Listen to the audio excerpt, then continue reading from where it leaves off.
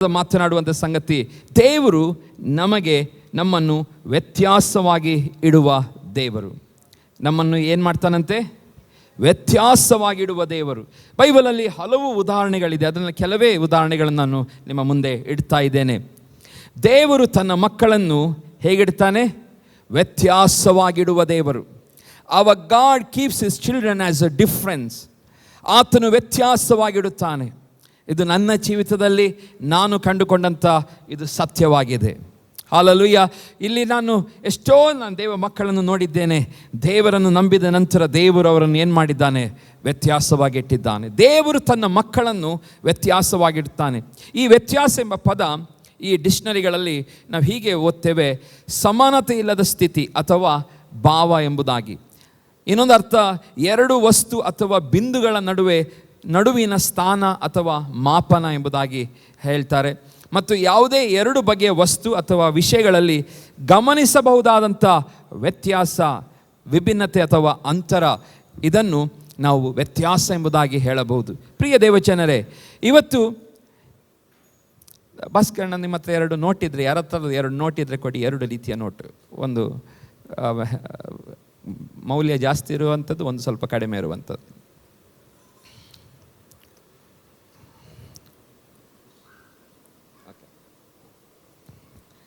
ಈಗ ನನ್ನ ಕೈಯಲ್ಲಿ ಎರಡು ನೋಟ್ ಇದೆ, ಒಂದು 500 ರೂಪೀಸ್ ಮತ್ತು 100 ರೂಪೀಸ್ ನೋಟ್. ಇದರ ನಡುವೆ ಏನಿದೆ? ವ್ಯತ್ಯಾಸ ಇದೆ. ಈಗ ನಾನು ನಿಮ್ಮ ಹತ್ರ ಯಾವ ನೋಟ್ ನಿಮಗೆ ಬೇಕಂತ ಕೇಳಿದರೆ ಯಾವ ನೋಟ್ ಬೇಕಂತ ಹೇಳ್ತೀರಿ? ಎಲ್ಲರೂ ಸಹ ಮಕ್ಕಳಿಂದ ಹಿಡಿದುಕೊಂಡು ಎಲ್ಲರಿಗೂ ಗೊತ್ತಾಗ್ತದೆ, ಸಾಧಾರಣ ಎಲ್ಲರಿಗೂ ಬೇಕಾಗಿರುವಂಥದ್ದು ಯಾವ ನೋಟು? ಈ ನೋಟು. ಇವತ್ತು ಪ್ರಿಯ ದೇವಜನರೇ,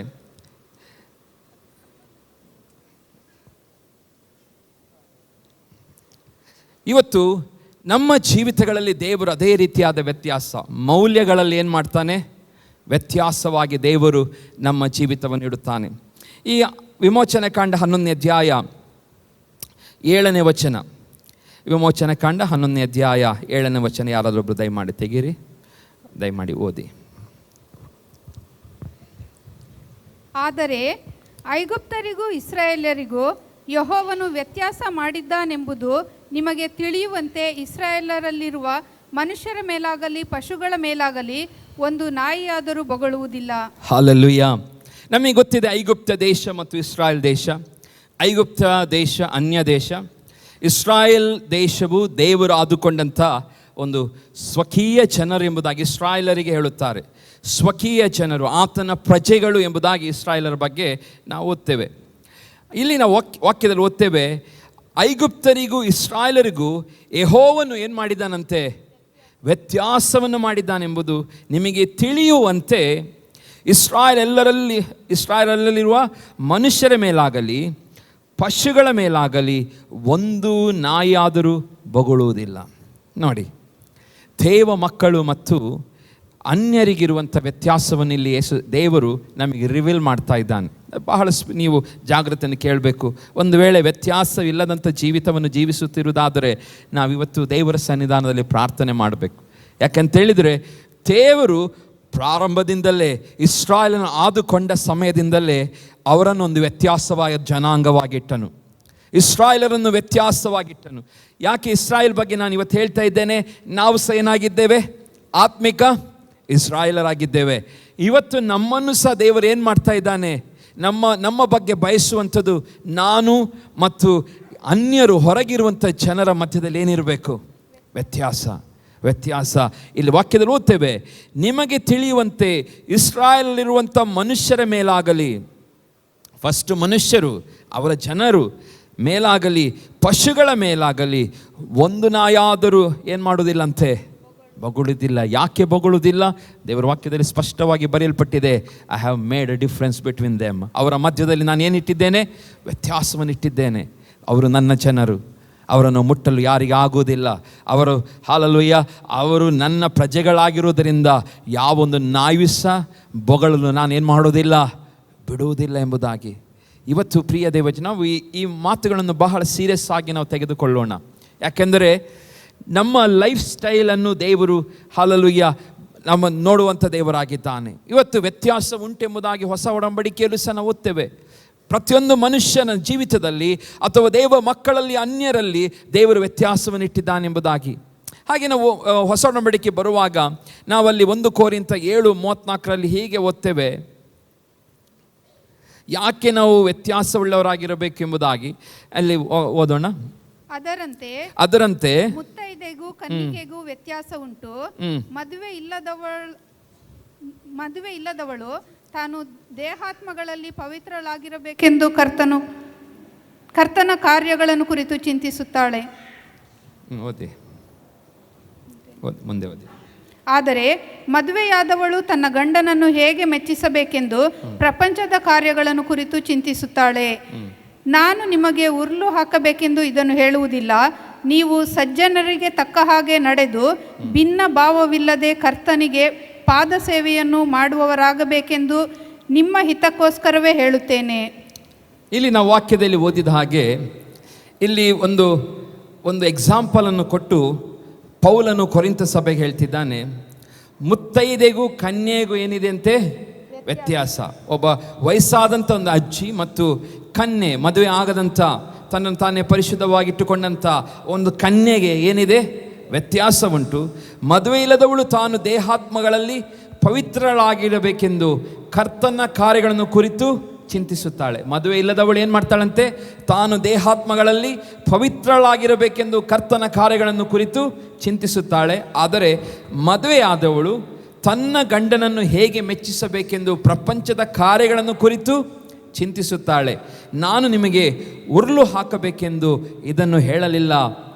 ನೀವು ಸಜ್ಜನರಿಗೆ ತಕ್ಕ ಹಾಗೆ ನಡೆದು ಭಿನ್ನ ಭಾವವಿಲ್ಲದೆ ದೇವರಿಗೆ, ಕರ್ತನಿಗೆ ಪಾದ ಸೇವೆಯನ್ನು ಮಾಡುವವರಾಗಬೇಕೆಂದು ನಿಮ್ಮ ಹಿತಕ್ಕೋಸ್ಕರವೇ ಹೇಳುತ್ತಾ ಇದ್ದೇನೆ. ಹೇಗೆ ನಡೆದುಕೊಳ್ಳಬೇಕಂತೆ? ಹೌದು, ನಮಗೆ ನಮ್ಮ ಮನೆಯಲ್ಲಿಯೇ ನಮಗೇನಾಗ್ತದೆ? ವ್ಯತ್ಯಾಸಗಳುಂಟು. ಅದೊಂದು ಎಕ್ಸಾಂಪಲ್ ಕೊಟ್ಟಿದ್ದಾನೆ. ಆದರೆ ಪೌಲನು ಹೇಳ್ತಾನೆ, ನೀವು ಹೇಗೆ ಜೀವಿಸಬೇಕಂತೆ? ಸಜ್ಜನರಿಗೆ ತಕ್ಕ ಹಾಗೆ ನಡೆದು ಭಿನ್ನ ಭಾವವಿಲ್ಲದೆ. ಇವತ್ತು ಕ್ರಿಸ್ತ ಮಕ್ಕಳಿಗೆ ಹಾಲೆಲೂಯಾ ಯಾವ ಭಿನ್ನ ಭಾವವಿಲ್ಲದೆ ಮೊದಲು ನಮ್ಮ ಪ್ರಯಾರಿಟಿ ಕರ್ತನ ಪಾದ ಸೇವೆಯನ್ನು ಮಾಡುವವರಾಗಬೇಕೆಂದು. ಸ್ತ್ರೀಯರಾಗಲಿ ಪುರುಷರಾಗಿರಲಿ ಮೊದಲು ಏನು ಮಾಡಬೇಕಂತೆ? ಕರ್ತನಿಗೆ ಪಾದ ಸೇವೆಯನ್ನು ಮಾಡಬೇಕೆಂದು ನಿಮ್ಮ ಹಿತಕ್ಕೋಸ್ಕರವೇ ಹೇಳುತ್ತೇನೆ ಎಂಬುದಾಗಿ ಪೌಲನು ಹೇಳುತ್ತಾನೆ. ವ್ಯತ್ಯಾಸಗಳುಂಟು. ಆದರೆ ಇಲ್ಲಿ ಪೌಲನು ಹೇಳುವಂಥದ್ದು, ನಾವು ಭಿನ್ನ ಭಾವವಿಲ್ಲದೆ ಕರ್ತನಿಗೆ ಪಾದ ಸೇವೆಯನ್ನು ಮಾಡಬೇಕೆಂದು ನಮ್ಮ ಹಿತಕ್ಕೋಸ್ಕರ ಆತನು ಹೇಳುವುದನ್ನು ನೋಡ್ತೇವೆ. ಇವತ್ತು ಮಕ್ಕಳಿರುವಾಗ ಒಂದು ವ್ಯತ್ಯಾಸದ ಜೀವಿತ, ಯವನ ಪ್ರಾಯದಲ್ಲಿ ಒಂದು ವ್ಯತ್ಯಾಸ ಜೀವಿತ, ವಯಸ್ಕರಾದ ಮೇಲೆ ಒಂದು ವ್ಯತ್ಯಾಸ ಜೀವಿತ, ಮುಪ್ಪಿನಲ್ಲಿ ಒಂದು ವ್ಯತ್ಯಾಸ ಜೀವಿತ ನಮಗಿರುತ್ತದೆ. ಆದರೆ ಪ್ರಿಯ ದೇವಜನರೇ, ಎಲ್ಲ ವ್ಯತ್ಯಾಸಗಳ ನಡುವೆ ನಾವು ಮಾಡಬೇಕಾದದ್ದು ಇಲ್ಲಿ ಪೌಲನು ಹೇಳುವಂಥದ್ದು, ಆ ವ್ಯತ್ಯಾಸಗಳ ನಡುವೆ ಈ ಲೋಕದಲ್ಲಿ ನಮಗೆ ಇರುವಂಥ, ನಮ್ಮ ಕುಟುಂಬಗಳಲ್ಲಿ, ವಿಶ್ವಾಸಿ ಕುಟುಂಬಗಳಲ್ಲಿರುವಂಥ ವ್ಯತ್ಯಾಸಗಳ ಕುರಿತು ಹೇಳ್ತಿದ್ದಾನೆ. ಆ ವ್ಯತ್ಯಾಸಗಳಲ್ಲಿ ಇದ್ದರೂ ಸಹ ನಾವು ಮೊದಲು ಮಾಡಬೇಕಾದದ್ದೇನು? ಕರ್ತನ ಪಾದ ಸೇವೆ. ಹಾಲೆಲೂಯಾ, ಕರ್ತನ ಪಾದ ಸೇವೆ. ಯಾಕೆ ಹೇಳ್ತಿದ್ದಾನೆ? ಅದು ನಮ್ಮ ಹಿತಕ್ಕೋಸ್ಕರ ಎಂಬುದಾಗಿ ಆತನು ಹೇಳ್ತಿದ್ದಾನೆ. ಆ ರೀತಿಯಾಗಿ ಮಾಡಿರಿ, ಅದು ನಮ್ಮ ಹಿತವಾಗಿ ಅದು ಪರಿವರ್ತಿಸುತ್ತದೆ ಎಂಬುದಾಗಿ. ಹೀಗೆ ಇಸ್ರಾಯೇಲ್ ಜನರನ್ನು ನಾವು ನೋಡುವಾಗ, ಇಸ್ರಾಯೇಲರಿಗೆ ಐಗುಪ್ತ ಜನರಿಗೂ ವ್ಯತ್ಯಾಸವನ್ನಿಟ್ಟನು. ವಿಮೋಚನೆ ಕಾಂಡ 1ನೇ ಅಧ್ಯಾಯ 10ನೇ ವಚನ ಹೀಗೆ ಓದ್ತೇವೆ, ನಮಗೆ ಯುದ್ಧವೇನಾದರೂ ಸಂಭವಿಸಿದರೆ ಅವರು ನಮ್ಮ ಶತ್ರುಗಳೊಂದಿಗೆ ಕೂಡಿಕೊಂಡು ನಮಗೆ ವಿರೋಧವಾಗಿ ಕಾದಾಡಿ ದೇಶವನ್ನು ಬಿಟ್ಟು ಹೋದಾರು. ಅವರು ವೃದ್ಧಿಯಾಗದಂತೆ ನಾವು ಉಪಾಯ ಮಾಡೋಣ ಎಂದು ಹೇಳಿದನು. ಆದ ಕಾರಣ ಅವನ ಜನರು ಇಸ್ರಾಯೇಲರನ್ನು ಬಿಟ್ಟಿ ಕೆಲಸದಿಂದ ಉಪದ್ರವಪಡಿಸುವುದಕ್ಕಾಗಿ ಮಾಡಿಸುವ ಅಧಿಕಾರಿಗಳನ್ನು ಅವರ ಮೇಲೆ ಇಟ್ಟು ಫರೋಹನಿಗೆ ಪಿಥೋಮ್, ರಾಮ್ಸೇಸ್ ಎಂಬ ಉಗ್ರಾಣ ಪಟ್ಟಣಗಳನ್ನು ಕಟ್ಟಿಸಿದನು.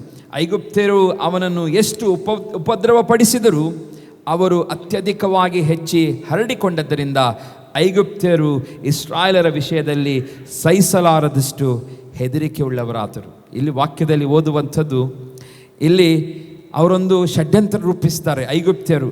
ಇವರು ಏನಾಗ್ತಾ ಇದ್ದಾರೆ? ವೃದ್ಧಿ ಆಗ್ತಾ ಇದ್ದಾರೆ. ಇವರ ಬೆಳವಣಿಗೆ ಬಹಳ ಬೇಗವಾಗ್ತಾ ಇದೆ. ಇವರು ಒಂದು ವೇಳೆ ನಾವು ಹೀಗೆ ಸುಮ್ಮನೆ ಐಗುಪ್ತದಲ್ಲಿ ಇವರು ಇಸ್ರಾಯೇಲರಿರುವಾಗ ಅವರ ಯೋಚನೆಗಳು ಹೀಗೆ ಅವರು ವೃದ್ಧಿ ಆಗ್ತಿದ್ದಾರೆ. ಒಂದು ವೇಳೆ ನಾವು ಹೀಗೆ ಅವರನ್ನು ಬಿಟ್ಟರೆ ಅವ್ರೇನು ಮಾಡ್ತಾರೆ, ವಿರೋಧಿ ದೇಶಗಳು ಯುದ್ಧಕ್ಕೆ ಬರುವಾಗ ಅವರೊಂದಿಗೆ ಸೇರಿ ನಮ್ಮನ್ನು ಸೋಲಿಸಿ ನಾವು ಅವರ ಕೈ ವಶವಾಗುವ ಹಾಗೆ ಮಾಡುತ್ತಾರೆ. ಈಗಲೇ ಅವರಿಗೆ ಏನಾದ್ರು ಬುದ್ಧಿ ಕಲಿಸಬೇಕೆಂಬುದಾಗಿ ಐಗುಪ್ತರು ಯೋಚನೆ ಮಾಡ್ತಾರೆ. ಆಗ ಅವರಿಗೆ ಏನು ಮಾಡ್ತಾರೆ, ಅವರಿಗೆ ಬಿಟ್ಟಿ ಕೆಲಸವನ್ನು ಉಪದ್ರವಪಡಿಸೋದಕ್ಕಾಗಿ ಬಿಟ್ಟಿ ಮಾಡಿಸುವ ಅಧಿಕಾರಿಗಳನ್ನು ಅವರ ಮೇಲಿಟ್ಟು ಫರೋಹನ ಏನು ಮಾಡ್ತಾನೆ, ಇವರೆಲ್ಲರಿಗೂ ಒಂದು ಪಟ್ಟಣವನ್ನು ನೇಮಿಸ್ತಾನೆ. ಉಗ್ರಾಣ ಪಟ್ಟಣವನ್ನು ಕಟ್ಟಿಸಿ ಅಲ್ಲಿ ಇವರನ್ನೆಲ್ಲ ಆ ಇಟ್ಟಿಗೆಯನ್ನು ಮಾಡುವಂಥ ಒಂದು ಸ್ಥಳದಲ್ಲಿ ಅವರನ್ನು ನೇಮಿಸ್ತಾನೆ. ಹೀಗೆ ಐಗುಪ್ತರು ಅವರನ್ನು ಎಷ್ಟು ಉಪದ್ರವಪಡಿಸಿದರೂ ಅವರು ಅತ್ಯಧಿಕವಾಗಿ ಹೆಚ್ಚಿ ಹರಡಿಕೊಂಡದ್ದರಿಂದ ಐಗುಪ್ತರು ಇಸ್ರಾಯೇಲರ ವಿಷಯದಲ್ಲಿ ಸಹಿಸಲಾರದಷ್ಟು ಹೆದರಿಕೆ ಉಳ್ಳವರಾದರು. ನೋಡಿ ವ್ಯತ್ಯಾಸ ನೋಡಿ. ಹಲ್ಲೆಲೂಯಾ. ಒಂದು ಕಡೆಯಿಂದ ಶತ್ರುಗಳು ಇಸ್ರಾಯೇಲರನ್ನು ಏನು ಮಾಡಬೇಕಂತ ಯೋಚನೆ ಮಾಡ್ತಾ ಇದ್ದಾರೆ. ಅವರನ್ನು ಏನು ಮಾಡಬೇಕು, ಬಹಳ ಕ್ರೂರವಾಗಿ ಹಿಂಸೆ ಮಾಡಬೇಕು. ಅವರಿಗೋಸ್ಕರ ಒಂದು ಪಟ್ಟಣವನ್ನು ಮಾಡ್ತಾರೆ. ಇಸ್ರಾಯೇಲರೆಲ್ಲರೂ ಅಲ್ಲಿ ಇದ್ದು ಎಲ್ಲವೂ ಏನು ಗುಲಾಮರಾಗಿ ಅಲ್ಲಿ ಜೀತದಾಳುಗಳಾಗಿ ಇದ್ದು ಅಲ್ಲಿ ಕೆಲಸ ಮಾಡ್ತಾ ಇರಲಿ. ಆಗಾದರೂ ಅವ್ರೇನು ಮಾಡ್ತಾರೆ, ನಮ್ಮ ಪನಿಷ್ಮೆಂಟನ್ನು, ನಾವು ಕೊಡುವಂಥ ಶಿಕ್ಷೆಯನ್ನು ಗಮನಿಸಿ ಅವ್ರೇನು ಮಾಡ್ತಾರೆ, ತಮ್ಮನ್ನು ತಾವೇ ಅವರು ಸೋತ ಹಾಗೆ ಅವರು ಇರ್ತಾರೆ ಎಂಬುದಾಗಿ ಅವ್ರು ಯೋಚನೆ ಮಾಡಿದರು. ಆದರೆ ಅಲ್ಲಿ ದೇವರು ಅವರ ಮೇಲೆ ಅವರ ಹಸ್ತ ಇದ್ದದರಿಂದ ಅವರು ಹೇಗೆ ಜೀವಿಸ್ತಾ ಇದ್ದಾರೆ ಅಲ್ಲಿ ವಾಕ್ಯದಲ್ಲಿ ಓದುತ್ತೇವೆ, ಅವರು ಅತ್ಯಧಿಕವಾಗಿ ಹೆಚ್ಚಿ ಹರಡಿಕೊಂಡರು ಎಂಬುದಾಗಿ ಅಲ್ಲಿ ವಾಕ್ಯದಲ್ಲಿ ಓದುತ್ತೇವೆ. ಹರಡಿಕೊಂಡದ್ದರಿಂದ ಐಗುಪ್ತರು ಇಸ್ರಾಯೇಲರ ವಿಷಯದಲ್ಲಿ ಸಹಿಸಲಾರದಷ್ಟು ಹೆದರಿಕೆ ಉಳ್ಳವರಾದರು. ಇವತ್ತು ಪ್ರಿಯ ದೇವ ಜನರೇ, ಆ ಇಸ್ರಾಯೇಲರಂತೆ ದೇವರು ನಮ್ಮನ್ನು ಇಟ್ಟಿದ್ದಾನೆ. ಹಲ್ಲೆಲೂಯಾ. ಆ ಇಸ್ರಾಯೇಲರಂತೆ ನಮ್ಮನ್ನು ಇಟ್ಟಿದ್ದಾನೆ. ನಮ್ಮನ್ನು ಇವತ್ತು ಎಷ್ಟೇ ವಿರೋಧಿಗಳು, ನಿಮ್ಮ ವೈಯಕ್ತಿಕವಾಗಿ ನಿಮ್ಮನ್ನು ಎಷ್ಟೇ ವೈರಿಗಳು ನಿಮ್ಮನ್ನು ಬಂದು ಹಲ್ಲೆಲೂಯಾ ತುಳಿದು ಇವರನ್ನು ನಾಶ ಮಾಡಬೇಕು, ಇವರು ಮೇಲೆ ಬರಬಾರದು, ಇವರು ಉನ್ನತಕ್ಕೆ ಬರಬಾರದು ಎಂಬುದಾಗಿ ಯಾರೇ ನಿಮ್ಮ ವಿರುದ್ಧವಾಗಿ ಒಳಸಂಚುಗಳನ್ನು ಮಾಡಿದರು, ಹಲ್ಲೆಲೂಯಾ, ಅದೇ ಇಸ್ರಾಯೇಲರಿಗೆ ಧೈರ್ಯವನ್ನು ಕೊಟ್ಟು ಹರಡುವಂತೆ ಮಾಡಿದಂಥ ದೇವರು ನಮ್ಮ ದೇವರಾಗಿದ್ದಾನೆ. ಹಲ್ಲೆಲೂಯಾ. ಅದೇ ದೇವರು ಇವತ್ತು ನಮಗೂ ಸಹ ಅವರು ಎಂಥದೇ ತೊಂದರೆಗಳನ್ನು ಕೊಟ್ಟರು ಸಹಿಸಲಾರದಷ್ಟು ಹಲ್ಲೆಲೂಯಾ ಹಲ್ಲೆಲೂಯಾ ಹೆದರಿಕೆಯನ್ನು ಅವರಿಗೆ ಕೊಡುತ್ತಾನೆ. ಯಾರಿಗೆ ಕೊಡುತ್ತಾನೆ? ಅನ್ಯರಿಗೆ ಕೊಡುತ್ತಾನೆ. ಆ ದೇವರು ನಮ್ಮ ಜೊತೆಯಲ್ಲಿದ್ದಾನೆ. ಪ್ರಿಯರೇ,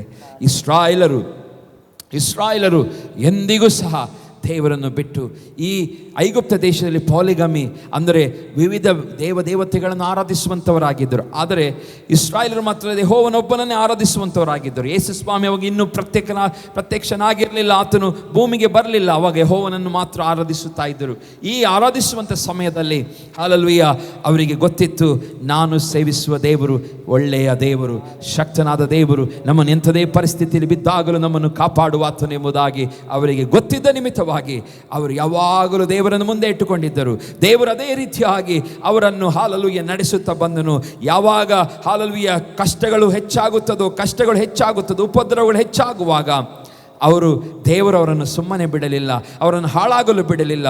ಬದಲಾಗಿ ಅವರನ್ನು ಅತ್ಯಧಿಕವಾಗಿ ಹೆಚ್ಚಿ ಹರಡುವಂತೆ ದೇವರು ಮಾಡಿದನು. ಹಲ್ಲೆಲೂಯಾ. ಇವತ್ತು ಸಭೆಗೆ ದೇವರು ಇದೇ ಮಾತನ್ನು ಹೇಳ್ತಾ ಇದ್ದಾನೆ. ನಮಗೆ ಎಷ್ಟು ವಿರೋಧ ಬರುತ್ತದೋ ನಾವು ಹೆದರದೆ ನಾವು ಹೆಚ್ಚಿ ಹರಡಬೇಕು. Hallelujah hallelujah. ಇವತ್ತು ನಿಮ್ಮ ಕುಟುಂಬ ಒಂದು ವೇಳೆ ಎಲ್ಲ ಅನ್ಯರ ಮಧ್ಯದಲ್ಲಿ ನೀವಿರುವುದಾದರೆ ಹಲ್ಲೆಲೂಯಾ ಭಯಪಡಬೇಡಿರಿ. ನಮ್ಮ ಇಸ್ರಾಯೇಲನ್ನು ಕಾಯುವ ಆತನು ತೂಕಡಿಸುವುದಿಲ್ಲ, ನಿದ್ರಿಸುವುದಿಲ್ಲ. ಆತನು ಎಂದಿಗೂ ಸದಾ ಕಾಲವು ನಮ್ಮನ್ನು ಕಾಯುವಾತನಾಗಿದ್ದಾನೆ. ಆದುದರಿಂದ ನಿಮ್ಮ ಸುತ್ತಲೂ ವೈರಿಗಳು ಇರುವುದಾದರೂ ಸಹ ನೀವು ಹೇಳಬೇಕು, ನಿಮಗೆ ದೇವರು ನನ್ನನ್ನು ಹೆಚ್ಚಿಸಿ ಹರಡಿಸುತ್ತಾನೆ. ಹಲ್ಲೆಲೂಯಾ. ದೇವರು ನನ್ನನ್ನು ಹೆಚ್ಚಿಸಿ ಹರಡಿಸುತ್ತಾನೆ.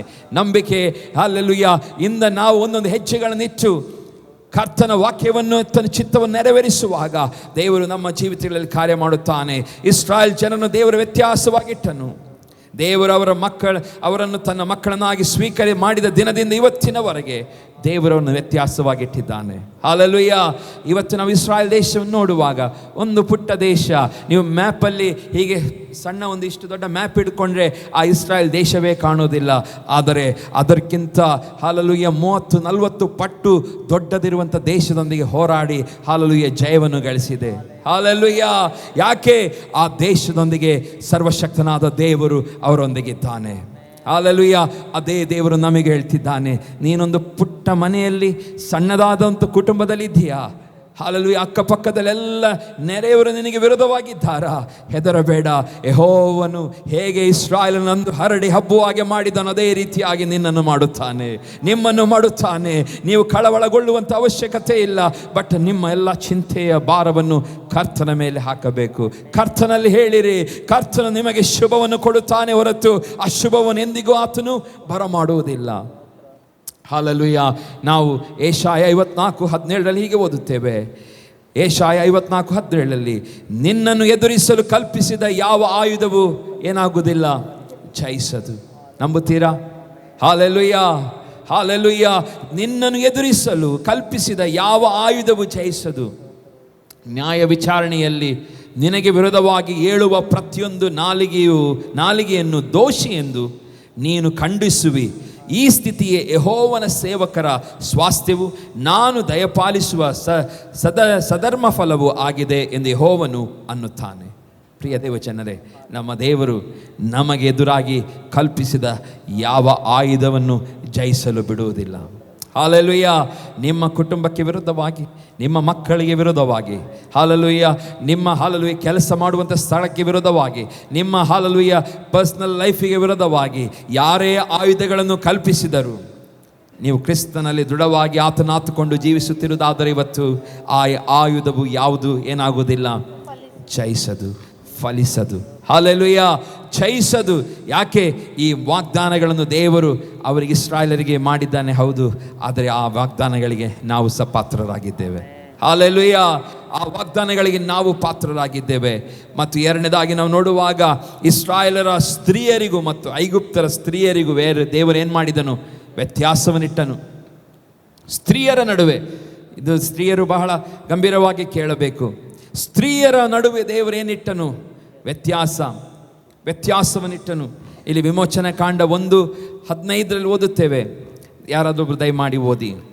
ಇದಲ್ಲದೆ ಐಗುಪ್ತ ದೇಶದ ಅರಸನು ಶಿಫ್ರಾ ಪೂಗ ಎಂಬ ಇಬ್ರಿಯ ಸೂಲಗಿತ್ತಿಯರ ಸಂಗಡ ಮಾತಾಡಿ ಅವರಿಗೆ, ನೀವು ಇಬ್ರಿಯ ಹೆಂಗಸರಿಗೆ ಹೆರಿಗೆ ಮಾಡಿಸುವಾಗ ಅವರು ಹೆರುವುದು ಗಂಡು ಮಗುವಾಗಿದ್ದರೆ ಕೊಲ್ಲಬೇಕು, ಹೆಣ್ಣಾಗಿದ್ದರೆ ಉಳಿಸಬೇಕು ಎಂದು ಹೇಳಿದನು. ಆದರೆ ಆ ಸೂಲಗಿತ್ತಿಯರು ದೇವರಿಗೆ ಭಯಪಡುವವರಾದುದರಿಂದ ಐಗುಪ್ತರ ಅರಸನ ಮಾತಿನಂತೆ ಮಾಡದೆ ಗಂಡು ಮಕ್ಕಳನ್ನು ಉಳಿಸಿದರು.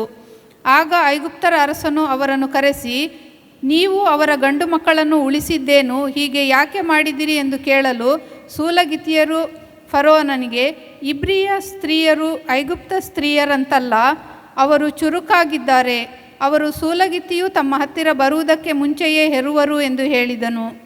ಹಾಲೆಲೂಯಾ. ಇಲ್ಲಿ ವಾಕ್ಯದಲ್ಲಿ ಏನು ಓದ್ತೇವೆ? 19ನೇ ವಚನದಲ್ಲಿ, ಇಬ್ರಿಯ ಸ್ತ್ರೀಯರು ಐಗುಪ್ತ ಸ್ತ್ರೀಯರಂತೆ ಅಲ್ಲ. ಹಾಲೆಲೂಯಾ. ದೇವ ಮಕ್ಕಳು ಅನ್ಯ ಮಕ್ಕಳಂತೆ ಅಲ್ಲ. ಸಭೆಯಲ್ಲಿ ಬರುವಂಥ ದೇವ ರಕ್ಷಣೆ ಹೊಂದಿದಂಥ ಸ್ತ್ರೀಯರು ಅನ್ಯ ಸ್ತ್ರೀಯರಂತೆ ಅಲ್ಲ. ಹಾಲೆಲೂಯಾ. ಅವರಲ್ಲಿ ಏನಿದೆ? ಇಲ್ಲಿ ಅನ್ಯ ಐಗುಪ್ತ ದೇಶದ ಸ್ತ್ರೀಯರು, ಸೂಲಗಿತ್ತಿಯರು, ಅವರೇನು ಸಾಕ್ಷಿ ಕೊಡ್ತಾ ಇದ್ದಾರೆ? ಇಸ್ರಾಯೇಲ್ ಸ್ತ್ರೀಯರ ಬಗ್ಗೆ ಏನು ಸಾಕ್ಷಿ ಕೊಡ್ತಿದ್ದಾರೆ? ಇಬ್ರಿಯರ ಸ್ತ್ರೀಯರು ಐಗುಪ್ತಿಯ ಸ್ತ್ರೀಯರಂತ ಅಲ್ಲ, ಅವರೇನಾಗಿದ್ದಾರಂತೆ? ಚುರುಕಾಗಿದ್ದಾರೆ. ಇವತ್ತು ನಮ್ಮ ಸಹೋದರಿಯರು ಏನಾಗಬೇಕು? ಚುರುಕಾಗಬೇಕು. ಅವರ ಸೂಲಗಿತ್ತಿಯರು ತಮ್ಮ ಹತ್ತಿರ ಬರುವುದಕ್ಕೆ ಮುಂಚೆಯೇ ಹೆರುವರೆಂದು ಹೇಳಿದನು. ದೇವರು ಆ ಸೂಲಗಿತ್ತಿಯರಿಗೆ ಹಿತವನ್ನು ಮಾಡಿದನು. ಹಾಲೆಲೂಯಾ. ಅವರು ದೇವರಿಗೆ ಭಯಪಟ್ಟದ್ದರಿಂದ ಆತನು ಅವರಿಗೆ ವಂಶಾಭಿವೃದ್ಧಿನುಂಟು ಮಾಡಿದನು. ಇದಲ್ಲದೆ ಇಸ್ರಾಯೇಲರು ಹೆಚ್ಚಿ ಬಲಗೊಂಡರು. ಹಾಲೆಲೂಯಾ. ಈಗ ವ್ಯತ್ಯಾಸ ನಮ್ಮಲ್ಲಿ ಕಾಣಬೇಕು. ಸ್ತ್ರೀಯರಲ್ಲಿ ಏನು ಕಾಣಬೇಕು? ಅನ್ಯ ಸ್ತ್ರೀಯರಿಗೂ ಮತ್ತು ವಿಶ್ವಾಸಿ ಸ್ತ್ರೀಯರ ಮಧ್ಯದಲ್ಲಿ ಏನು ಕಾಣಬೇಕು? ವ್ಯತ್ಯಾಸ ಕಾಣಬೇಕು. ಅವರು ಹೇಗಿದ್ದರಂತೆ? ಇಸ್ರಾಯೇಲರಿನ ಸ್ತ್ರೀಯರು ಚುರುಕಾಗಿದ್ದರು. ಯಾಕೆ ಚುರುಕಾಗಿದ್ದರು? ಅವರಿಗೆ ದೇವರ ವಿಶೇಷವಾದ ಜ್ಞಾನ.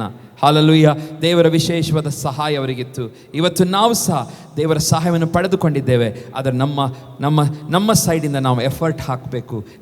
ನಮ್ಮ ಸೈಡಿಂದ ನಾವು ಎಫರ್ಟನ್ನು ಹಾಕುವಾಗ ದೇವರು ನಮ್ಮನ್ನು ಅದೇ ರೀತಿಯಾಗಿ ಆಶೀರ್ವದಿಸುವನಾಗಿದ್ದಾನೆ. ಹಾಲೆಲೂಯಾ. ಹೌದು. ಒಂದು ವೇಳೆ ಒಬ್ಬರು ಹೇಳುತ್ತಾರೆ, ಒಂದು ವೇಳೆ ಆ ಸ್ತ್ರೀಯರು ಚುರುಕಾಗಿ ಇಲ್ಲದೆ ಹೋಗಿದ್ದು, ಇಸ್ರಾಯೇಲರ ಸ್ತ್ರೀಯರು ಚುರುಕಾಗಿ ಇಲ್ಲದೆ ಹೋಗಿದ್ದರೆ ಅಂದು ಮೋಶೆಯೂ ಸಹ ಬದುಕಿಸಲಿಕ್ಕೆ ಆಗ್ತಾ ಇರಲಿಲ್ಲ ಎಂಬುದಾಗಿ. ಹಾಲೆಲೂಯ.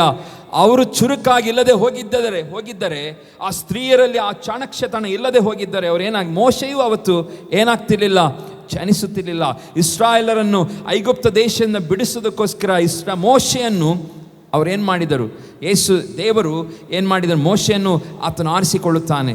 ಮೋಶೆ ಹುಟ್ಟಿದ ತಕ್ಷಣವೇ ಹಾಲೆಲೂಯ ಅವನನ್ನು ಸಾಯಿಸೋದಕ್ಕೋಸ್ಕರ ಅಲ್ಲಿ ಎಲ್ಲ ರೀತಿಯ ವ್ಯವಸ್ಥೆಗಳಿತ್ತು. ಆದರೆ ಅವನ ತಾಯಿ ಏನು ಮಾಡ್ತಾಳೆ, ಅವಳನ್ನೊಂದು ಪುಟ್ಟಿಯನ್ನು ಮಾಡಿ ನೈಲ್ ನದಿಯಲ್ಲಿ ಏನು ಮಾಡ್ತಾಳೆ, ಅವನನ್ನು ಬಿಟ್ಟು ಬಿಡ್ತಾಳೆ. ಹೀಗೆ ಅವನು ಬಚಾವಾಗ್ತಾನೆ, ಅರಸನ ಮನೆಯಲ್ಲಿ ಬೆಳೆಯುವ ಹಾಗೆ ಆಗ್ತದೆ. ಹೌದು ಪ್ರಿಯರೇ, ಇವತ್ತು ನಾವುಗಳು ಯಾವ ವಿಷಯಗಳಲ್ಲಿ ಚುರುಕಾಗಬೇಕು ಆ ವಿಷಯಗಳಲ್ಲಿ ಚುರುಕಾದಾಗ ದೇವರ ಆಶೀರ್ವಾದವನ್ನು ಕುಟುಂಬಗಳಲ್ಲಿ ಕಾಣುತ್ತೇವೆ. ಹಲ್ಲೆಲೂಯಾ. ಯಾವ ವಿಷಯಗಳಲ್ಲಿ ನಾವು ಚುರುಕಾಗಿರಬೇಕು ಆ ವಿಷಯದಲ್ಲಿ ಚುರುಕಾದಾಗ ದೇವರ ಆಶೀರ್ವಾದವನ್ನು ಕಾಣುತ್ತೇವೆ. ಇನ್ನು 4ನೇದಾಗಿ ನಾವು ನೋಡುತ್ತೇವೆ, ನಿಮ್ಮ ಪಶು ಪ್ರಾಣಿಗಳ ಮಧ್ಯವು ಏನು ಮಾಡ್ತಾನಂದ್ರೆ ದೇವರು ವ್ಯತ್ಯಾಸವಿಡುತ್ತಾನೆ. ವಿಶ್ವಾಸಿಗಳ ನೀವು ಕೇಳಿರಿ, ದೇವರು ನಮ್ಮ ಪಶು ಪ್ರಾಣಿಗಳ ಮಧ್ಯದಲ್ಲೂ ಏನು ಮಾಡ್ತಾನಂತೆ, ವ್ಯತ್ಯಾಸ. ಹಿ ವಿಲ್ ಕೀಪ್ ಆ ವ್ಯತ್ಯಾಸವನ್ನು ಮಾಡುತ್ತಾನೆ. ವಿಮೋಚನ ಕಾಂಡ 9ನೇ ಅಧ್ಯಾಯ 3ನೇ ವಚನ ಹೀಗೆ ಓದುತ್ತೇವೆ, ಯೆಹೋವನು ಅಡವಿಯಲ್ಲಿರುವಂಥ ನಿನ್ನ ಎಲ್ಲ ಪಶುಗಳಿಗೂ, ಕುದುರೆ, ಕತ್ತೆ, ಒಂಟೆ, ದನ, ಕುರಿ, ಆಡು ಇವು ಎಲ್ಲಗಳಿಗೂ ವಿರೋಧವಾಗಿ ನನ್ನ ಕೈ ಎತ್ತಿ ಘೋರ ವ್ಯಾಧಿಯನ್ನುಂಟು ಮಾಡುವೆನೆಂದು ತಿಳುಕೋ. ಇಸ್ರಾಯೇಲರ ಪಶುಗಳು ಐಗುಪ್ತ ಪಶುಗಳಿಗೂ ಆತನು ವ್ಯತ್ಯಾಸವನ್ನು ಮಾಡುವನು. ಹಲ್ಲೆಲೂಯಾ. ಏನು ಮಾಡ್ತಾನಂತೆ, ಇಸ್ರಾಯೇಲರ ಪಶುಗಳಿಗೂ ಐಗುಪ್ತದ ಪಶುಗಳಿಗೂ ಆತನು ವ್ಯತ್ಯಾಸವನ್ನು ಮಾಡುವನು. ಮತ್ತೆ ಓದ್ತೇವೆ, ಇಂಪಾರ್ಟೆಂಟ್ ಆದದ್ದು, ಇಸ್ರಾಯೇಲರಿಗಿರುವ ಪಶುಗಳಲ್ಲಿ ಒಂದೂ ಸಾಯುವುದಿಲ್ಲವೆಂದು ಹೇಳಬೇಕು. ಇದಲ್ಲದೆ ಯೆಹೋವನು ಕಾಲವನ್ನು ನಿರ್ಣಯಿಸಿ ನಾಳೆಯೇ ಈ ಕಾರ್ಯವನ್ನು ನಡೆಸುವೆನು ಎಂದು ಹೇಳಿದನು. ಹೇಳಬೇಕೆಂಬುದಾಗಿ ಹೇಳಿ ಮತ್ತು ದೇವರು ಕಾರ್ಯವನ್ನು ಮಾಡ್ತಾನೆ ಅದೇ ರೀತಿಯಾಗಿ. ಪ್ರಿಯ ದೇವಜನರೇ, ಪಶುಗಳಲ್ಲಿಯೂ ಸಹ ವ್ಯತ್ಯಾಸ. ಎಷ್ಟು ದೇವರು ನಮ್ಮ ಮೇಲೆ ಎಷ್ಟು ಪ್ರೀತಿ ಇಟ್ಟಿದ್ದಾನೆ. ದೇವರು ಒಂದು ವೇಳೆ ಇವತ್ತು ಇಲ್ಲಿ ಪಶು ಅವರ ಆಸ್ತಿಯನ್ನು ಹೇಳ್ತಾ ಇತ್ತು. ಪಶುಗಳು ಏನು ತೋರಿಸ್ತದೆ, ಅವರ ಆಸ್ತಿ, ಅವರ ಟ್ರೆಷರ್. ಅದು ಅವಾಗಿನ ಕಾಲದಲ್ಲಿ ಎಷ್ಟು ಪ್ರಾಣಿಗಳು ಅವರೊಂದಿಗೆ ಇರ್ತಿತ್ತೋ ಅಷ್ಟು ಅವರು ಶ್ರೀಮಂತರೆಂಬುದಾಗಿ ಆಗಿನ ಕಾಲದಲ್ಲಿ ಗುರುತಿಸ್ತಾ ಇದ್ದರು. ಹಾಗಾಗಿ ಇಲ್ಲಿ ಇಸ್ರಾಯೇಲರಿಗೆ ಹೇಳ್ತಾನೆ, ನಿಮ್ಮಲ್ಲಿರುವಂಥ ಆಸ್ತಿ, ನಿಮ್ಮ ಆಸ್ತಿ ಎಂದಿಗೂ ಏನು ಮಾಡುವುದಿಲ್ಲ, ನಾನು ಹಾಳಾಗಲು ಬಿಡುವುದಿಲ್ಲ. ಅನ್ಯರದು ಒಂದು ವೇಳೆ ಹಾಳಾಗಿ ಹೋಗಬಹುದು, ಸ್ವತ್ತುಗಳು ಹಾಳಾಗಿ ಹೋಗಬಹುದು, ಆದರೆ ನೀವು ನನ್ನ ಜನರಾಗಿರುವುದರಿಂದ ನಿಮ್ಮ ಆಸ್ತಿಯನ್ನು, ಸ್ವಾಸ್ಥ್ಯವನ್ನು ನಾನು ಏನು ಮಾಡುವುದಿಲ್ಲ, ಹಾಳು ಮಾಡಲು ಬಿಡುವುದಿಲ್ಲ. ಇದು ನಾವು ನೆನಪಿಟ್ಕೊಳ್ಳಬೇಕು, ನಾವು ಇದನ್ನು ನಂಬಬೇಕು. ಹಲ್ಲೆಲೂಯಾ. ಇದನ್ನು ನಾವು ನಂಬಬೇಕು, ಇದನ್ನು ನಂಬಿ ನಾವು ಸ್ವೀಕಾರ ಮಾಡಬೇಕು. ಪ್ರಿಯರೇ, ದೇವರು ಮತ್ತು ನಾವಿಲ್ಲಿ ನೋಡುವಂಥದ್ದು 6ನೇದಾಗಿ, ದೇವರು ತನ್ನ ಸೇವಕರನ್ನು ವ್ಯತ್ಯಾಸವಾಗಿ ಇಡುತ್ತಾನೆ. ಹಲ್ಲೆಲೂಯಾ. ಸೇವಕರನ್ನು ವ್ಯತ್ಯಾಸವಾಗಿ ಇಡುವಂಥ ದೇವರು. ನಾವು ಅಪೊಸ್ತಲ ಕೃತ್ಯಗಳಲ್ಲಿ 17ನೇ ಅಧ್ಯಾಯ 5ನೇ ವಚನದಲ್ಲಿ ನಮಗೆ ಗೊತ್ತಿದೆ, ಪೌಲ ಮತ್ತು ಸೀಲರ ಬಗ್ಗೆ ಅವರ ಬಗ್ಗೆಯಲ್ಲಿ ಬರೆಯಲ್ಪಟ್ಟಿದೆ. ಯೆಹೂದ್ಯರು ಹೊಟ್ಟೆ ಕಿಚ್ಚುಪಟ್ಟು ಪೇಟೆಯಲ್ಲಿ ತಿರುಗಾಡುವ ಕೆಲವು ಪೋಕರನ್ನು ಕರೆದುಕೊಂಡು ಬಂದು ಗುಂಪುಗೂಡಿಸಿ ಊರಲ್ಲಿ ಗದ್ದಲ ಎಬ್ಬಿಸಿ ಪೌಲ ಸೀಲರನ್ನು ಪಟ್ಟಣದ ಸಭೆಗೆದುರಿಗೆ ತರಬೇಕೆಂದು ಅವರನ್ನು ಹುಡುಕುತ್ತಾ ಯಾಸೋನನ ಮನೆಯ ಮೇಲೆ ಬಿದ್ದರು. ಅವರು ಸಿಕ್ಕದೆ ಹೋದದ್ದರಿಂದ ಆ ಜನರು ಯಾಸೋನನನ್ನು ಕೆಲವು ಮಂದಿ ಸಹೋದರರು ಊರಿನ ಅಧಿಕಾರಿಗಳ ಬಳಿಗೆ ಕರೆದುಕೊಂಡು ಹೋಗಿ, ಲೋಕವನ್ನು ಅಲ್ಲಕಲ್ಲೋಲ ಮಾಡಿದ ಆ ಮನುಷ್ಯರು ಇಲ್ಲಿಗೂ ಬಂದಿದ್ದಾರೆ ಎಂಬುದಾಗಿ. ಹಲ್ಲೆಲೂಯಾ. ಇಲ್ಲಿ ಒಂದು ವ್ಯತ್ಯಾಸವನ್ನು ಕಾಣ್ತಿದ್ದೇವೆ. ದೇವ ಸೇವಕರಿಬ್ಬರಿದ್ದಾರೆ. ಯಾರು ಅವರು? ಪೌಲ ಮತ್ತು ಸೀಲರು. ಅವರ ಬಗ್ಗೆ ಅಲ್ಲಿ ಜನರು ಏನು ಹೇಳ್ತಾ ಇದ್ದಾರೆ? ಯೆಹೂದ್ಯರು, ವಿಶೇಷವಾಗಿ ಯೆಹೂದ್ಯರು ಹೊಟ್ಟೆ ಕಿಚ್ಚುಪಟ್ಟು ಏನು ಹೇಳ್ತಾ ಇದ್ದಾರೆ? ಇಲ್ಲೋ ಬಂದಿದ್ದಾರೆ, ಅವರು ಲೋಕವನ್ನು ಅಲ್ಲಕಲ್ಲೋಲ ಮಾಡುವಂಥ ಜನರು. ಲೋಕವನ್ನು ಅಲ್ಲಕಲ್ಲೋಲ ಮಾಡುವಂಥ ಜನರು ಇಲ್ಲಿಗೂ ಬಂದಿದ್ದಾರೆ. ಇವತ್ತು ವ್ಯತ್ಯಾಸವಿಲ್ವ? ಬೇರೆ ಜನರು ನಡೆದುಕೊಂಡು ಹೋಗುವಾಗ ನಾವು ಯಾರಾದರೂ ಲೋಕ ಅಲ್ಲಕಲ್ಲೋಲ ಮಾಡುವಂತ ಹೇಳ್ತೀರಾ? ಇಲ್ಲ. ಮೊನ್ನೆ ಒಬ್ಬರು ಹೇಳ್ತಾ ಇದ್ರು, ನಾ ಮುಂಚೆ ಒಂದು ಕಾರ್ ಇತ್ತು ನನ್ನ ಹತ್ರ, ಅದರ ಮೇಲೆ ಕಾದೋಷ್ ಅಂತ ದೊಡ್ಡದಾಗಿ ಬರೆದಿದ್ದೆ. ಯಾರು ನಮ್ಮ ಒಬ್ಬ ಪರಿಚಯದವರು ನನ್ನ ಕಾರಿನಲ್ಲಿ ಅವರು ಒಂದು ಕಡೆ ಹೋದಾಗ, ನೀವು ಇವರದ್ದು ಹೇಗೆ ಪರಿಚಯ ಎಂಬುದಾಗಿ ಅವರು ಕೇಳಿದಾಗ ಅಲ್ಲಿ ಅಂಗಡಿಯವರು ಅವ್ರು ಹೇಳ್ತಾ ಇದ್ರು ನನ್ನ ಬಗ್ಗೆ ಏನು ಮಾತಾಡ್ತಾರೆ ಎಂಬುದಾಗಿ.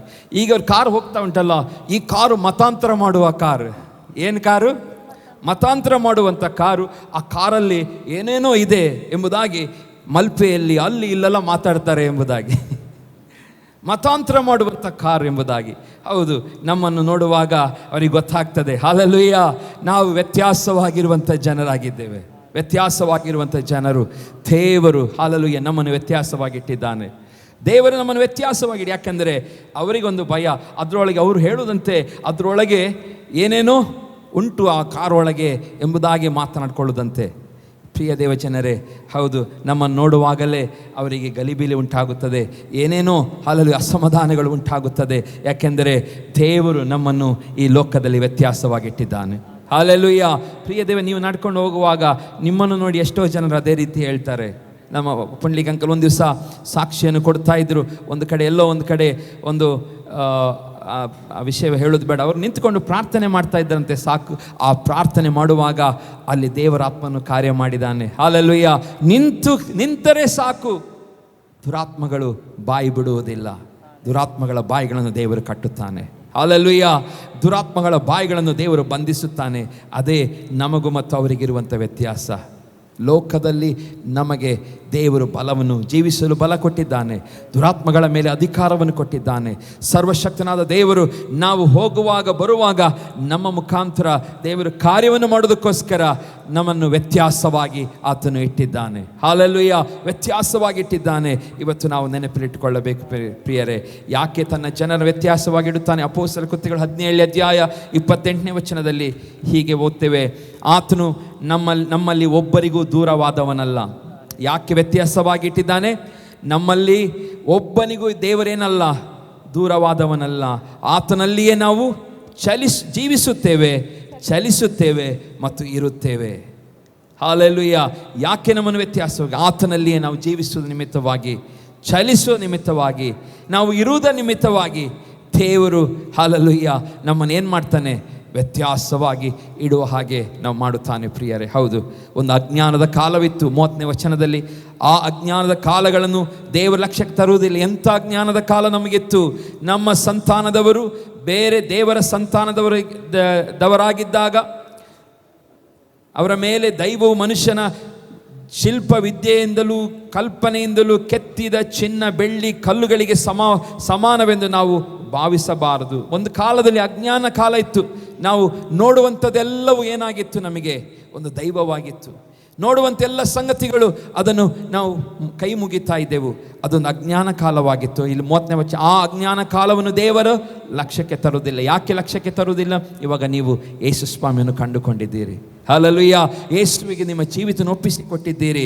ಆ ನಿಮಿತ್ತವಾಗಿ ಆ ಅಜ್ಞಾನದ ಕಾಲವನ್ನು ದೇವರು ಲಕ್ಷ್ಯಕ್ಕೆ ತರದೆ ಹಲ್ಲೆಲೂಯ ನಮ್ಮನ್ನು ಏನು ಮಾಡ್ತಾನೆ?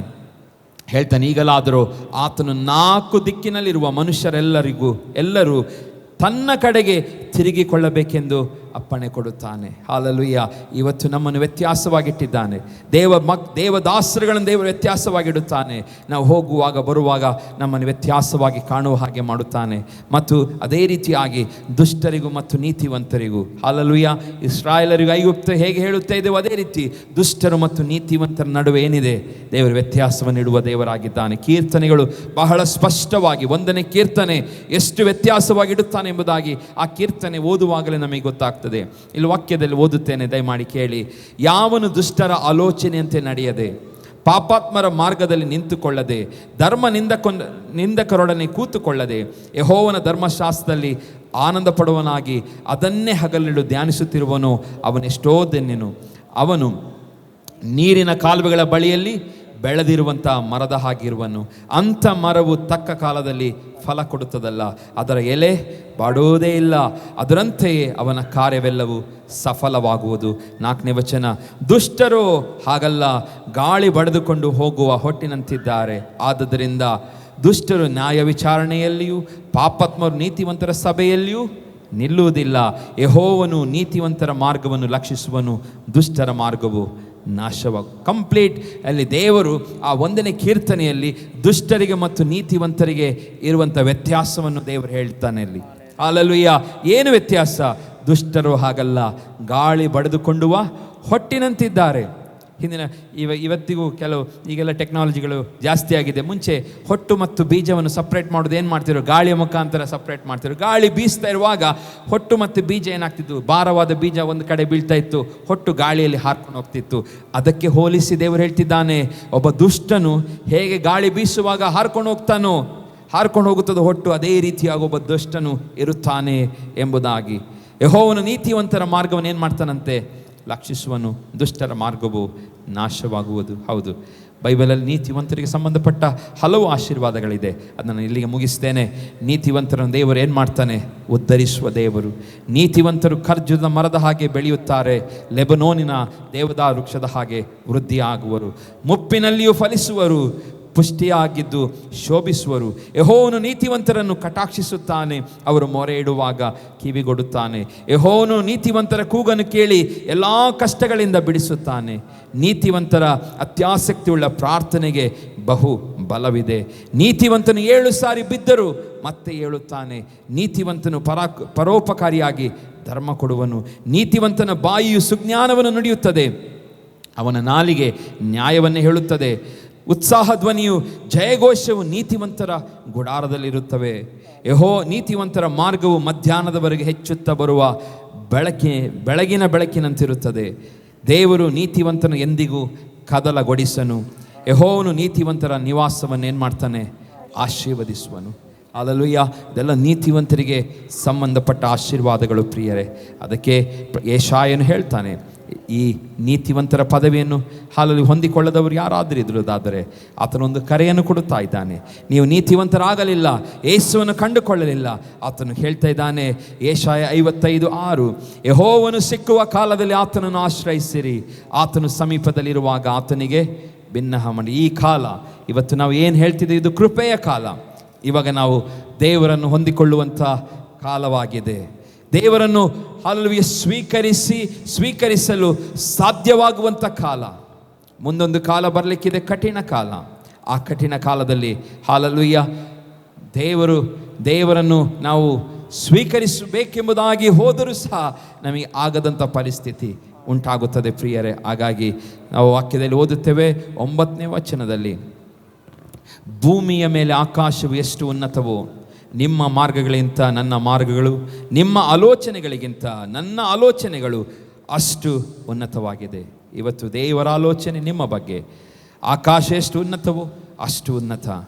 ನಮ್ಮ ಮಾರ್ಗಗಳಿಗಿಂತ ನಾವು ಏನೋ ಒಂದು ಮಾರ್ಗವನ್ನು ಯೋಚಿಸ್ತಿರ್ಬೋದು, ಆದರೆ ಆ ಮಾರ್ಗಗಳಿಗಿಂತ ನಮ್ಮ ದೇವರ ಮಾರ್ಗವು ಏನಾಗಿದೆ? ಉತ್ತಮವಾದದ್ದು. ಆತನ ಆಲೋಚನೆಗಿಂತ ನಿಮ್ಮ ಆಲೋಚನೆಗಿಂತ, ಅಂದರೆ ನಮ್ಮ ಆಲೋಚನೆಗಿಂತ ಆತನ ಆಲೋಚನೆಗಳು ತುಂಬ ಉನ್ನತವಾಗಿದೆ. ಹಲ್ಲೆಲೂಯಾ. ಹಾಗಾಗಿ ಇವತ್ತು ಪ್ರಿಯ ದೇವಚನರೇ, ನಾವು ವ್ಯತ್ಯಾಸವುಳ್ಳವರಾಗಿ ಜೀವಿಸುತ್ತೇವೆ ಎಂಬುದಾಗಿ ಬಯಸುವುದಾದರೆ ಮೊದಲು ನಾವೇ ಹಲ್ಲೆಲೂಯಾ ನಮ್ಮ ಬಗ್ಗೆ ಉತ್ತಮವಾಗಿ ಆಲೋಚನೆ ಮಾಡುವ ದೇವರಿಗೆ ನಾವು ಸಮರ್ಪಣೆ ಮಾಡಬೇಕು. ಹಲ್ಲೆಲೂಯಾ. ನನ್ನ ಭವಿಷ್ಯದ ಬಗ್ಗೆ ಉತ್ತಮವಾಗಿ ಯೋಚನೆ ಮಾಡುವಂಥ ದೇವರಿಗೆ ಸಮರ್ಪಣೆ ಮಾಡೋಣ. Hallelujah, hallelujah. ಹಾಗಾಗಿ ಇವತ್ತು ದೇವರು ಸಿಕ್ಕುವ ಕಾಲದಲ್ಲಿ ಆತನ ಹಿಡಿದುಕೊಳ್ಳೋಣ. ಇಸ್ರಾಯೇಲರನ್ನು ಮೊರೆ ಇಟ್ಟರು, ದೇವರೇ ನಾವು ಬಿಟ್ಟಿ ಕೆಲಸದಲ್ಲಿದ್ದೇವೆ, ನಮಗೆ ಬಹಳ ಕಷ್ಟವಾಗುತ್ತಾ ಇದೆ, ಕ್ರೂರವಾಗಿ ದುಡಿಸಿಕೊಳ್ಳುತ್ತಾ ಇದ್ದಾರೆ, ಕ್ರೂರವಾದ ಹಿಂಸೆ ಯಾತನೆಯಲ್ಲಿ ಹೋಗ್ತಾ ಇದೆ, ದೇವರೇ ನಮಗೆ ಸಹಾಯವನ್ನು ಮಾಡು ಎಂಬುದಾಗಿ ಕೂಗಿಕೊಳ್ಳುವಾಗ ದೇವರು ಕೂಗಿಕೊಂಡ ತಕ್ಷಣವೇ ಅವರಿಗೆ ನೆರವಿಗೆ ಬಂದನು. ಹಲ್ಲೆಲೂಯಾ. ಅವರಿಗೆ ನೆರವಿಗೆ ಬಂದನು. ಅವರನ್ನು ವ್ಯತ್ಯಾಸವಾಗಿ ಮತ್ತೆ ನಾವು ನೋಡುತ್ತೇವೆ, ಅವರ ಜೀವಿತವನ್ನು ವ್ಯತ್ಯಾಸವಾಗಿ ಇಡುತ್ತಾ ಬಂದನು. ಅವರ ವ್ಯತ್ಯಾಸವುಳ್ಳ ಲೈಫನ್ನು ಅವರು ಏನು ಮಾಡಿದರೂ ದೇವರವರಿಗೆ ಜಯವನ್ನು ಕೊಟ್ಟನು. ಹಲ್ಲೆಲೂಯಾ. ಕೆಂಪು ಸಮುದ್ರ ಮುಂದೆ ನಿಲ್ಲುವಾಗ ಕೆಂಪು ಸಮುದ್ರ ಇಬ್ಬಾಗವಾಯಿತು. ಯೋರ್ದನ್ ಹೊಳೆ ಮುಂದೆ ನಿಂತು ಕಾಲನ್ನು ನೀರಿನ ಮೇಲೆ ಇಡುವಾಗ ಯೋರ್ದನ್ ಹೊಳೆಯು ಇಬ್ಬಾಗವಾಯಿತು. ಹೊಳೆಗಳನ್ನೇ ಇಬ್ಬಾಗ ಮಾಡಿದಾತನು, ಕೆಂಪು ಸಮುದ್ರವನ್ನು ಇಬ್ಬಾಗ ಮಾಡಿದಾತನು. ಹಲ್ಲೆಲೂಯಾ.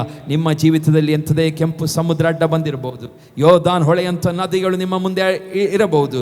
ದೇವರದನ್ನು ವಿಭಾಗ ಮಾಡಿ ನಿಮ್ಮನ್ನು ಅದು ದಾಟುವ ಹಾಗೆ ದೇವರು ಮಾಡುತ್ತಾನೆ. ಪ್ರಿಯರೇ, ಇವತ್ತು ಆತನ ಆಶ್ರಯಿಸಿಕೊಂಡು ಜೀವಿಸೋಣ. ನೀವು ಹೇಳಬೇಕು, ದೇವರೇ ನಿನ್ನ ವಾಕ್ಯದಲ್ಲಿ ನೀನು ಪ್ರತ್ಯೇಕವಾಗಿ ಅಥವಾ ಹಲ್ಲೆಲೂಯಾ ನೀನು ನನ್ನನ್ನು ವಿಶೇಷವಾದಂಥ ಹಲ್ಲೆಲೂಯಾ ವ್ಯತ್ಯಾಸವಲ್ಲ ಒಂದು ವ್ಯಕ್ತಿಯನ್ನಾಗಿ ಮಾಡುತ್ತೆ ಎಂಬುದಾಗಿ ನಿನ್ನ ವಾಕ್ಯದಲ್ಲಿದೆಯಲ್ಲ, ಆ ರೀತಿಯಾಗಿ ನಾನು ಜೀವಿಸಲು ಬಯಸುತ್ತೇನೆ. ನನಗೆ ಸಹಾಯವನ್ನು ಮಾಡು ಎಂಬುದಾಗಿ ಇವತ್ತು ಕೇಳುವುದಾದರೆ ದೇವರು ನಮ್ಮನ್ನು ವ್ಯತ್ಯಾಸವಾಗಿಡುತ್ತಾನೆ. ಹಾಲೆಲೂಯ, ವ್ಯತ್ಯಾಸವಾಗಿಡುತ್ತಾನೆ. ನೋಡುವವರಿಗೆ ಹಾಲೆಲೂಯ ನೀವು ಬೆಂಕಿಯ ಚೆಂಡಾಗೆ ಕಾಣುತ್ತೀರಿ. ಹಾಲೆಲೂಯ, ನೀವು ನೋಡುವವರಿಗೆ ಬೆಂಕಿಯ ಚೆಂಡಾಗಿ ನಿಮ್ಮನ್ನು ಮುಟ್ಟಲು ಹತ್ತಿರವೂ ಬರೋದಿಲ್ಲ. ಯಾಕೆಂದರೆ ಹಾಲೆಲೂಯ ಇದು ನನ್ನ ಅನುಭವ ಆಗಿದೆ. ನಿಮ್ಮ ಅನುಭವ ಆಗಬೇಕಾದರೆ ಕರ್ತನನ್ನು ಹಾಲೆಲೂಯ ಬಹಳ ಪ್ರೀತಿಯಿಂದ ಸೇವಿಸಿರಿ, ಆತನ ಘನಪಡಿಸಿರಿ, ಆತನ ನಾಮವನ್ನು ಮೇಲಕ್ಕೆತ್ತಿರಿ, ಆತನ ಮುಂದೆ ವಿಜ್ಞಾಪನೆ ಮಾಡಿರಿ, ಆತನ ಚಿತ್ತಕ್ಕೆ ಸರಿಯಾಗಿ ನಾವು ನಡೆದುಕೊಳ್ಳಿರಿ. ಇದು ನಮ್ಮನ್ನು ಆಶೀರ್ವಾದಕ್ಕೆ ನಡೆಸುವಂಥದ್ದಾಗಿದೆ. ಹಾಲೆಲೂಯ. ಎಷ್ಟು ಜನಕ್ಕೆ ವಾಕ್ಯಗಳು ಅರ್ಥ ಆಯಿತು? ನಾವು ವ್ಯತ್ಯಾಸವಾಗಿ ಜೀವಿಸಬೇಕು. ಕಳೆದ ಭಾನುವಾರ ಪ್ರತ್ಯೇಕತೆ ಬಗ್ಗೆ ಹೇಳಿದೆ. ಪ್ರತ್ಯೇಕವಾಗಿಯೂ ಜೀವಿಸಬೇಕು.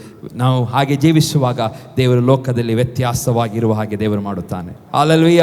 ಪ್ರತ್ಯೇಕವಾಗಿರುವಾಗ ವ್ಯತ್ಯಾಸ ನಮ್ಮ ಜೀವಿತದಲ್ಲಿ ಕಾಣುವ ಹಾಗೆ ದೇವರು ಮಾಡುತ್ತಾನೆ. ವ್ಯತ್ಯಾಸ ಜನರು ನೋಡಿ ಅರ್ಥ ಮಾಡಿಕೊಳ್ಳುತ್ತಾರೆ. ದೇವರ ವಾಕ್ಯಗಳ ಮುಖಾಂತರ ನಮ್ಮನ್ನು ಆಶೀರ್ವದಿಸಲಿ.